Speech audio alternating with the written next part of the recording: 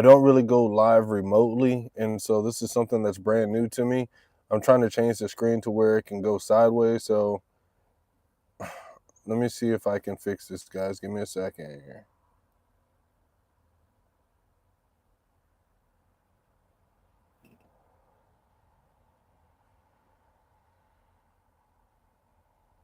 Hmm.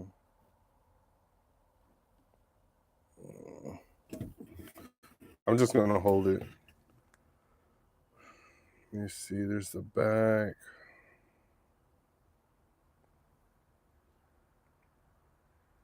Short clip.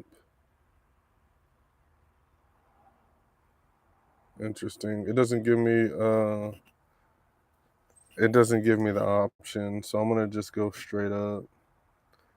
Yeah, man, you caught the live. I'm trying to do something a little bit different. I've got time right now. I'm kind of big chilling at this rack, so I decided to go live. I've got the opportunity to do so, so I'm gonna do it.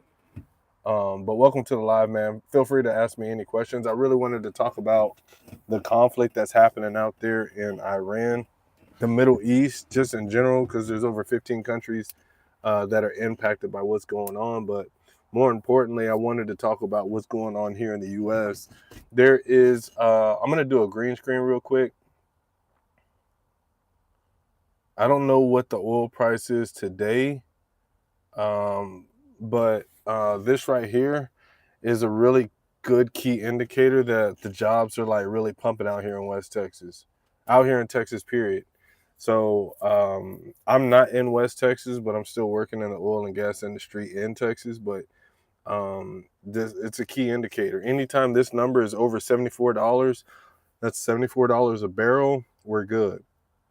So unfortunately, anytime there's a crisis around the world with OPEC, Saudi Arabia, Russia, United Emirates, wherever, it's always a an opportunity for us, right? So we're eating, right? Right now is prime.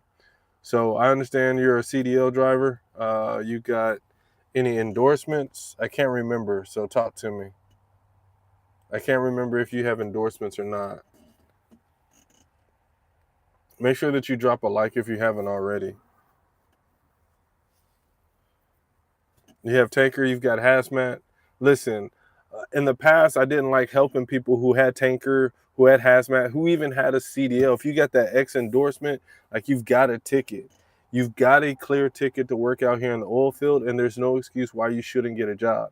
People are looking for six-figure incomes. They're looking to increase their incomes. They've got bills, they've got mortgage, they've got child support, they've got responsibilities, and they want to provide a lifestyle for their family. The oil field is an awesome way for you to level up, get your money up, and save, stack, put away, and just improve your lifestyle. And so that's what I've been doing this whole time that I've been pushing content on my TikTok. If y'all haven't checked it out already, like I've got proven methods, right? Oilfield trash con or hard hat.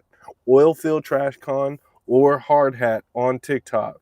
If you look me up on TikTok, I've got success story after success story. I just started transitioning to YouTube because of all the political stuff behind TikTok right now.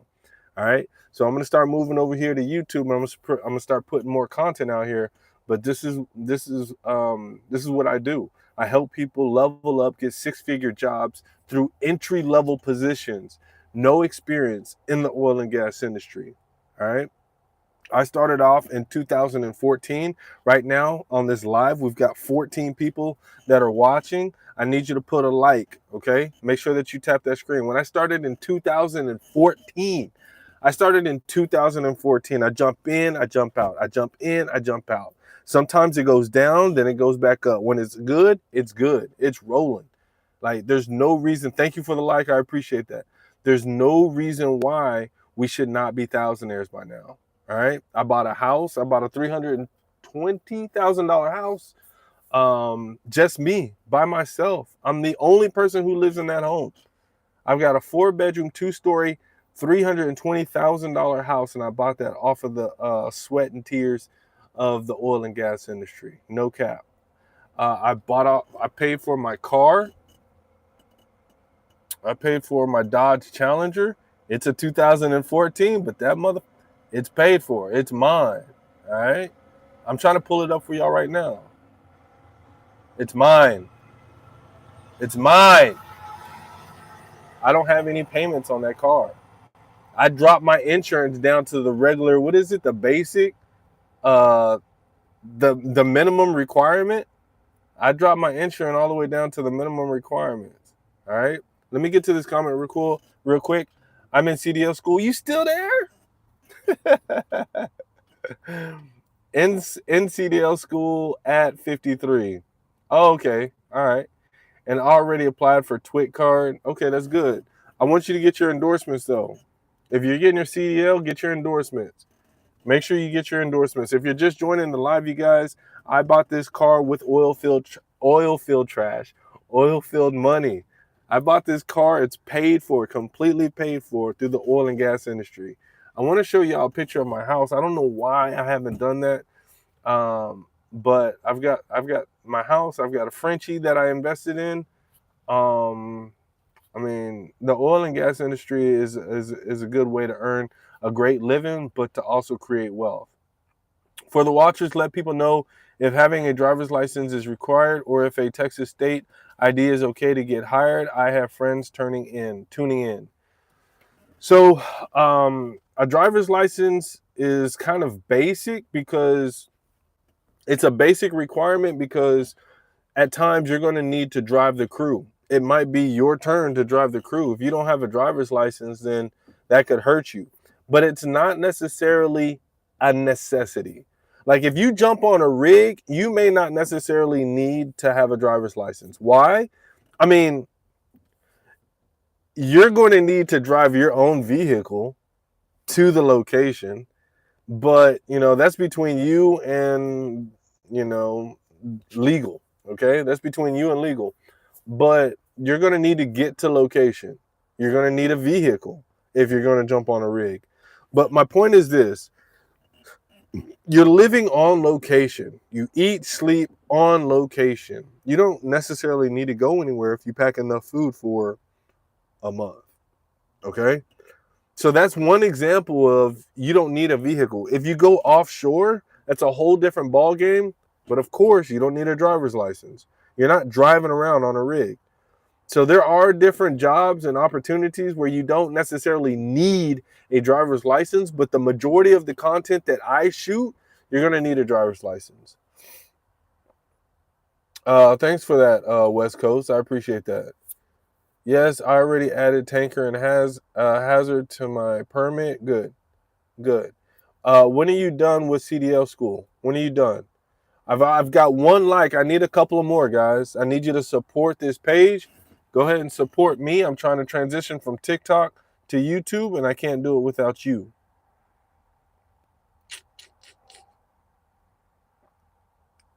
I want to get back to the conflict, though. I really want to get back to the conflict. There it is. In 3 weeks? Okay, you got plenty of time. What I would do if I were you is I would call companies and I would ask them if they were hired. Thank you for the like. I appreciate that. I would ask them if they would hire you if you're fresh out of school. And the reason why I say that is because there are a lot of companies that will hire you because they get incentives for hiring people who have gone through an accredited school, driving school.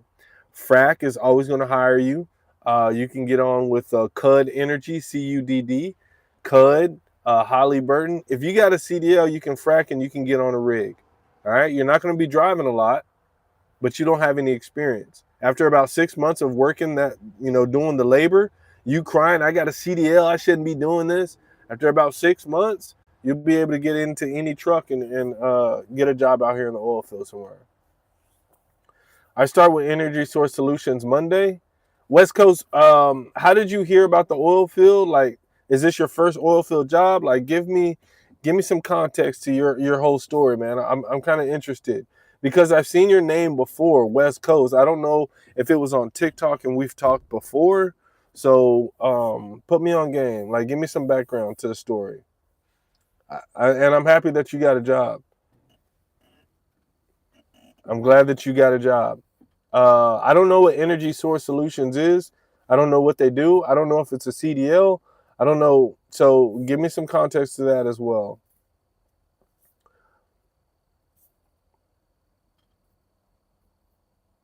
Yeah, man. But I had posted this.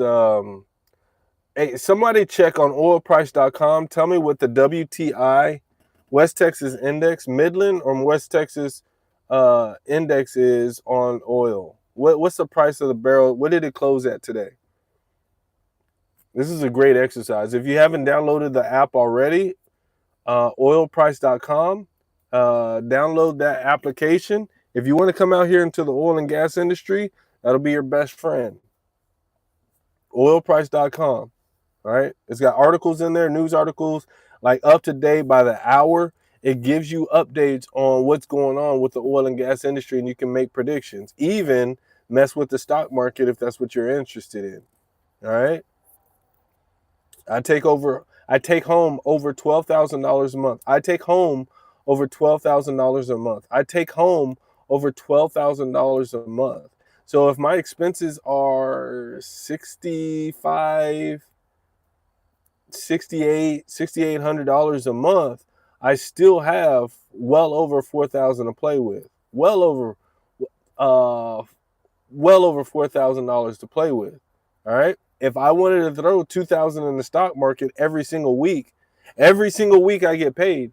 If I wanted to throw in 1,000, 2,000 every month, 3,000 every month into the stock market, right? Think about what that could do if I do it strategically. Now, of course, the stock market, because of what's going on with this Iran conflict, it's plunged over 700 points in the second day in a row since the conflict started. But you kind of get what I'm talking about. With this extra money, what could you do with it? First job, my boy from high school was working out there for about a year. I asked if he could get me on after I had been watching your videos. Early February, his supervisor called me and said, come. Okay. Cool. I like it. Is it Midland, Odessa? Is it West Texas? We got to get you on camera, man. Source Energy handles the water lines and laying down pipes for various fields and projects. So it sounds like water. Water is definitely an entry-level position. Water transfer, it sounds like that's what they do. Source Energy handles. So water was the very first job that I got in 2014. It was supposed to be It's supposed to be throwing pipe down on a rig, but I got fired. Right, in training, Midland, Odessa. Okay, yeah, that's where I'll be at. I'll be out there. I got fired in orientation. I was supposed to be doing casing. Casing is basically throwing pipe down. So so yeah, I got a story about that. I told it last time I went live, but I'm not gonna tell it again. If y'all want to hear that story, just let me know. I can tell you about that story, but kind of funny, kind of funny. But at any rate, you know what I'm saying? Like the majority of my content, I talk about getting jobs in the oil field because of the amount of freedom it gives us, right? So the amount of financial freedom it allows us to have. But here's the caveat to that. Why is my phone burning up? I have no idea, but I'm about to put this bitch back down. But the whole point of me shooting content about jobs for the oil field is because, one, I wanted to help my community, people who want to sell drugs and rob and steal because they wanted that quick money. Well, this is an alternative. So I wanted to tell them about jumping into the oil field, the oil and gas industry, because of the amount of money they can make in a short time. Like, it's crazy, and it's safe. You don't have to watch your back. You don't have to worry about, some of those other issues that you do in the streets. So I wanted to get my people out of the streets and into the oil field, right? So they can make a lot of money and make better decisions. Then I saw the amount of people that I could help, the array of different people, women that I could help. And then once I started talking to my audience and then my own situation, It's like, man, getting behind, not me personally, but getting behind on child support is an issue, right? For a lot of men, getting behind on child support is an issue. And so that this is a great way to get out of that situation, right? Get ahead of that situation, get ahead of child support. That it really does hold a lot of men back. So, just continuing to help people, I started to learn the different, situations that are out there, right? Divorce, I mean, it costs a lot of men a lot of money. So just the different situations. West Coast, would you say? I'll get on camera for sure once I'm there, tell my story. Yeah, for sure, man. You see the content that I've pushed out, right? I interviewed the girl, and then I interviewed my boy, right? So I mean, this is what I do, man. But more importantly, people can hear me talk and ramble and ramble and ramble about this oil field stuff. I got 6 people in here. Give me another like. Give me another like. I would appreciate it, man. If you're going to stick around and be entertained and you're going to listen to this when I'm shooting at you, please give me another like. I would appreciate that. But people can listen to me talk about this oil field and how much money you can make and, the life-changing experiences that you can get from it. But hearing people come out here who've never done it, who got a job, right? And they're excited about coming to the oil field and doing this work, it's just a whole different ball game. Like, people want to hear other people's stories aside from mine. And so that's what I want to do. I want to give them the real, real stories, real people. So that's why whenever I see someone who wants to jump in front of the camera, I interview them, because they're real people. They've got real stories. They've got real journeys. And so that human aspect of the content that I create. All right, Cass, I appreciate you jumping by. Stay black, brother. Okay. I don't have a choice. So yeah, man. But let's go back to the Iran conflict, impact on oil and gas. So basically, the oil and gas industry cranks up. Like, it cranks up here in the United States. In the States, it cranks up. The production, it cranks up. The jobs, it cranks up. The money, it cranks up. And the thing about it is, there are politicians who sit on the boards of these oil field, Halliburton. They congressmen, senators, they sit in the White House. They're mixing and mingle, and they have their fingers in the oil and gas industry. That's why it's so political. There's people who already knew about what was going to happen before it happened. I was in Virginia, South Virginia. In my last live, it was horrible because, man, my phone is really, really burning up. My last live that I did, guys, listen to this. The last live that I did, I called my mom, and I said, listen, Mom, you remember last month when I told you they were flying those jets and they were doing all those maneuvers and they were training, and that, like, where I was at, because I was over the road in my truck. And she was like, yeah, I remember. I called my mom scared. I was freaked out. I'm not going to say I was scared. I was freaked out. Difference. So I called my mom on the phone back then, like a month ago. I said, Mom, they're doing some maneuvers. It's the military. It's got to be the Air Force. Like, they're doing jets. And I was looking at the sky, like, they were so close to the ground. I could pick up a rock and I could throw it and hit the jets. I could literally pick up a stone and chunk it in the sky. They were flying so low to the ground. They were doing all these types of maneuvers and stuff. I said, Mom, you remember? I said, this is crazy. I said, they're getting prepared for something. They are getting prepared for something. Like, we're going to war. Like, it's going down. I see it, Mom. And I called my mom 3-4 days ago on my live, and she confirmed it. She verified this. So my point of saying all of that is, there are certain things that happen to where the big wigs, the 1%ers, the 2%ers, the people who sit in Senate and Congress, they know ahead of time what's going to happen. Those people sit on the boards as consultants, as members of Halliburton, Schlumberger's, of the Cactus, of the biggest oil field companies out here. and they're able to relay the message of what's going on. So what do they do? Okay, we're going to hire. Okay, oil production's about to crank up. We need to get some more equipment. Like, they prepare for this stuff. Okay, a lot of these oil field companies.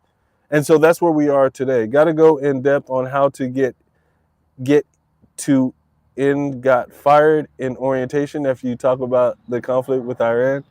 Yeah. So yeah, I'll talk about that. Funny story. But yeah, so you guys, I say all that to tell you that the oil and gas industry is very political. It's very, very political. There's no question about it, no doubt about it. It's very political. And a lot of these politicians will inform these oil field companies what's going to happen before it happens. Okay? So I had put up earlier a screenshot of the oil prices that were what was it, 2 days ago, 3 days ago? I'm looking for the screenshot that I had, guys. All right. So I said, oh man, what's going on here with the green screen? Okay, $77 a barrel, guys. Whenever it gets to that number right there, I don't know what's happening. I think it's because I'm losing daylight. Whenever it gets, what the fuck? Whenever it gets to over $74 a barrel, that's the yummy number, okay? Let me just start walking around, fuck it. It's getting hot in this tractor anyway.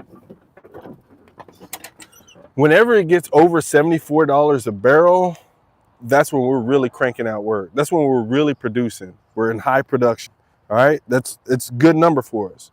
That's what we want to see. $74 or more, that's what we want to see. So it was at 77 3 days ago. Today, I asked somebody to check for me on oilprice.com. I asked you to check for me, and nobody gave me the number. What is the number for it? 77 was 3 days ago. Someone said, I was watching the world news earlier today, and they said that the prices have been cranked up. Like, the prices just went through the roof. So I need to know, what is the price of a barrel of oil today? West Texas Index Crude, I would like that. West Texas WTI Midland, I would also like the number. So if you can put it in the comments, I would really appreciate that. I would really appreciate that if you can look that up. And if you can get this application, oilprices.com, oilprices.com, there's an app, or you can just go to the website. They've got articles. They've got like great resources if you're interested in coming to the oil field, or if you're already out here in the oil field. Okay? 79. You see? So whenever it gets to this point, we're doing really, really well. We're doing well. When I say we are doing really well, I mean that us working in the oil field, us workers right now doing really well. I predict that this will go all the way through the summer into the fall, September months. Okay? You've got now until the fall months. What is it? All the way up until October, it's going to start slowing down. Okay? November, December, slow down. But right now, from now all the way until at least in September, we're going to be eating, bro. Like, there's no reason why we shouldn't be eating. We're going to be killing it. We're going to absolutely be killing it. And I was trying to put together a group of people who are willing to save up 10 grand. Get your money up, fix your credit, pay your bills, do whatever you need to do, save up 10,000. We're going to get in the group chat. I wanted to do that. I want to do like a save $10,000 and join a Facebook group, and we can all jump in that Facebook group, go live, and have this conversation of what we can do to invest. I know $10,000 isn't a lot of money, but we can still do some damage with 10,000. And I'm not saying put our money together individually. What are you going to do? What are you going to do with your 10 grand? What do you think? What is your idea? I want to start putting together these types of communities of men, no offense, women, but of men who are wanting to create wealth, right? Who are willing to create ways and improving their family tree. All right? Every time I go into the oil field, this is like my 5th or 6th time coming out to the oil field. Every time I come to the oil field, I have a plan now. I have a plan now. The last 3 times I came to the oil field, I had a plan. All right. I wanted to buy a house. I bought the house. I wanted to make 2 investments. I bought a Frenchie. I paid off my car. I bought my content equipment, like over $3,000 worth of content equipment. So I've got a whole studio in my house. And on one bedroom, I got 4-bedroom house. And one of the bedrooms, it's nothing but studio. I've got a whole studio. I don't think I have that video. Maybe on my TikTok, I have a video, but you have to scroll weeks and weeks and weeks, months of content. But I've got a video of me showing you my studio, and it's not even completed. It's not even done yet. I've got lights. I've got an expensive camera. I've got lens. I've got stupid shit. But I did that through oil and gas money. I'm down with that. Okay, that's what's up. That's what's up. Man, I still haven't gotten off of 2 likes. Out of 6 people, man, give me 1 more like for the God's sake. Give me 1 more like, y'all. Give me 1 more like. I would really appreciate that. All right, let me change the screen here. I'm going to show y'all something else. Give me a second.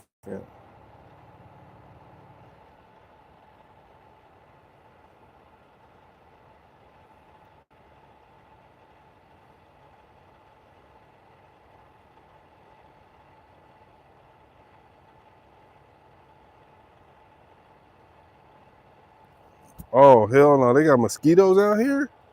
The fuck? All right. Okay, so that's her right there. That right there was a $2,500 purchase. Why did I purchase this dog? I don't even like Frenchies, guys. I promise you, I don't even like Frenchies. The only reason why I bought this dog was because in the United States of America, the French Bulldog is the most sought after puppy in the nation. Okay? It's the most popular dog in the nation. And me, I love dogs. I love breeding dogs. I love raising puppies. I love it. The process, I love all of that shit. Right? If I had my choice, I would raise aggressive pit bulls. Aggressive hunting pit bulls.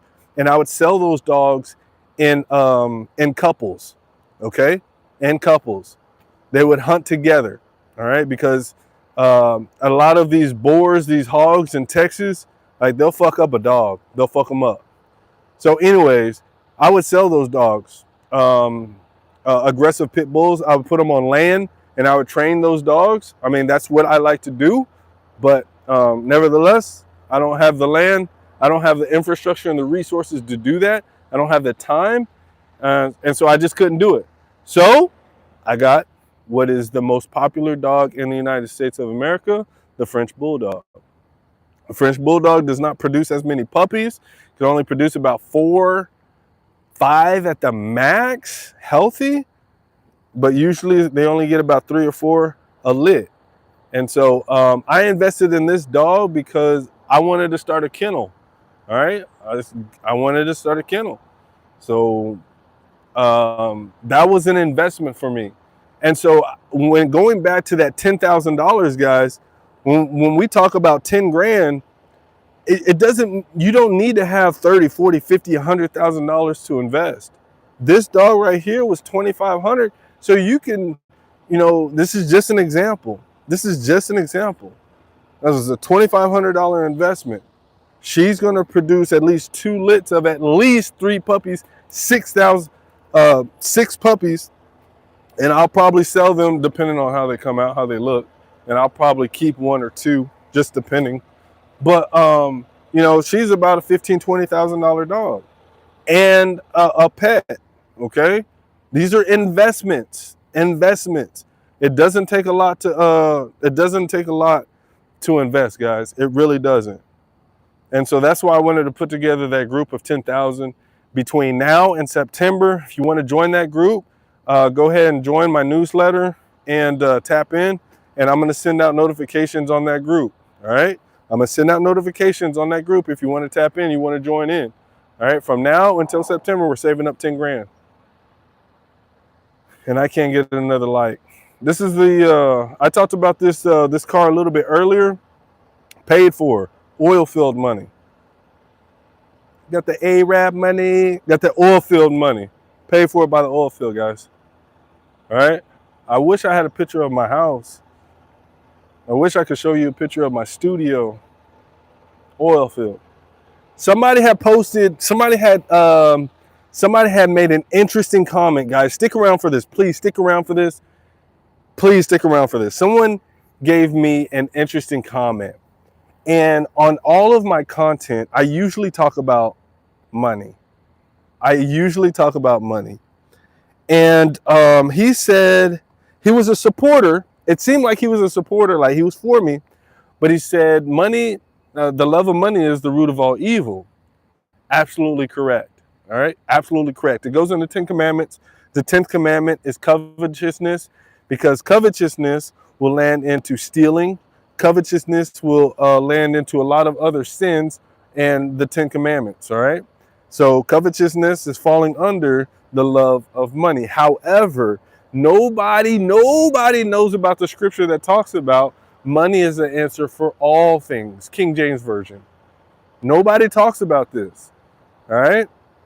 So I was going to do a whole separate video on this, and I probably still will. I'm going to screenshot that, and then I'm going to do a video on that. But God says, the Bible, the word of God says, if you're a Bible believer, says God says that money is the answer for all things. All right. So put that in your pipe and smoke it. All right. We need that. It's a resource. Okay. It's a resource. So let's don't act like money is not something that we need to be, we need to survive, to live, have a comfortable life, right? To protect our families. Something that is required, but we don't need to fall in love with it. We don't need to spend our whole life chasing it. All right. So CDL School, are you still here? I want to talk to you. CDL School, are you still here?